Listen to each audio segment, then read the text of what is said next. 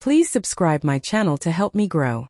I felt the first crack in my world when I saw my husband's eyes freeze in the middle of the party lights, as if something inside him had snapped without warning. One moment, he was laughing politely at a joke, holding my waist with the kind of familiar ease that always reassured me. The next moment, his hand slipped away, his expression went cold, and he pushed back his chair with a quiet scrape that somehow felt louder than the entire room full of music and guests. I knew something was wrong.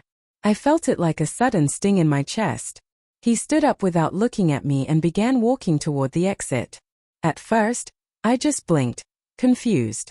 Then panic swelled up so fast my breath stumbled. "Daniel," I whispered, my voice vanishing under the crowd's chatter. "Where are you going?" He didn't answer. Not even a glance over his shoulder. And in that instant, something in me began to tremble, because Daniel was not a man who walked away from anything, least of all from me. He was steady, thoughtful, deliberate. But the look on his face before he turned away was something unfamiliar, something sharp and wounded. I followed him, weaving through people who were too busy dancing, too loud, too oblivious to notice the quiet disaster unfolding beside them. By the time I reached the hallway, he was already at the door, the night air spilling in behind him like an invitation to the kind of silence I feared. "Daniel, talk to me, please." He stopped, but he didn't turn around. His shoulders were rigid, his breaths uneven. His voice when he finally spoke was nothing like the man I married. "How long have you been lying to me, Anna?" My heart slammed against my ribs. "Lying? About what?" I stepped closer, my hands trembling. "What are you talking about?" He turned then, slowly, and when our eyes met, a cold ache spread through my chest. His expression was not angry. It was devastated. And devastation is always worse. "Your phone," he said. "It lit up. While you were talking to your friends. A message preview popped up."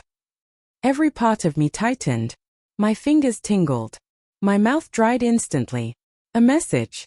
From who? What did it say?" I asked, barely breathing. His jaw clenched. "It said he misses you." The room tilted for a second. Not from guilt. Not from fear. From confusion so heavy it felt like drowning. "He?" I repeated. "Who is he?" Daniel let out a bitter, quiet laugh. "That is exactly what I asked myself. But when I tried to look at the message, your phone locked.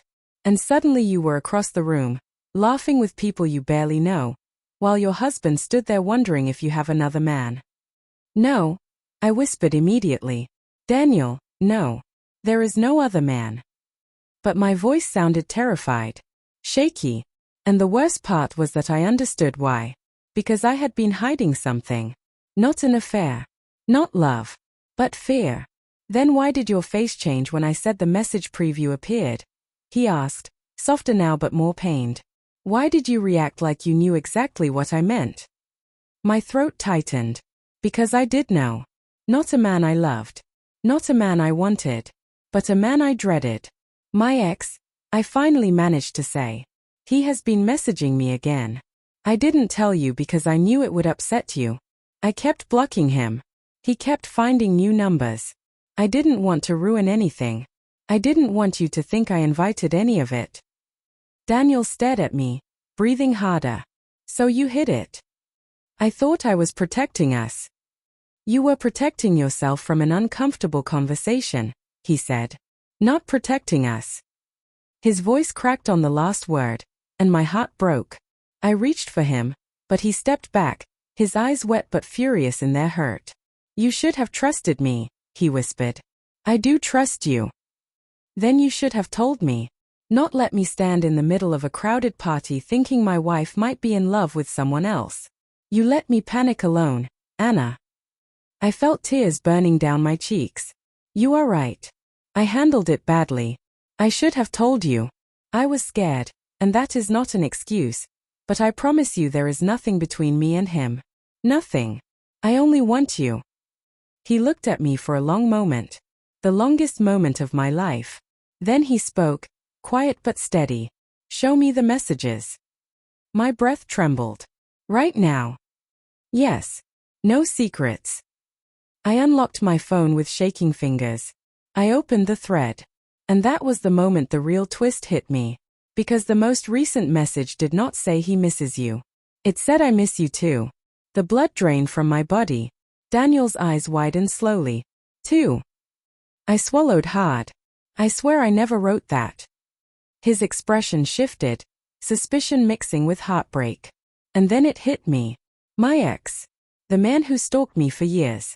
The man who once threatened to ruin my life if I didn't answer him. He must have typed both messages from a spoofed app. I had screenshots. I had proof. But I hadn't told Daniel any of this because I wanted to forget that part of my past. I opened my photo gallery with trembling fingers and showed him the saved evidence. His breath caught. He looked at the threatening messages. The harassment. The fake logs. The digital traps. The dates. And slowly, his face changed again. The anger melted into something softer. Something horrified and guilty. You were protecting yourself, he whispered. And you? I whispered back. He stepped closer and pulled me into his arms so tightly it almost hurt. I am so sorry, he breathed into my hair. So am I. The party noise felt like another world. The night air surrounded us with a stillness that felt like truth. And in that moment, we both understood that trust is not destroyed only by cheating. It shatters from fear, from silence, from secrets we think will keep us safe. We walked back inside together, fingers intertwined, knowing we would rebuild everything we almost lost.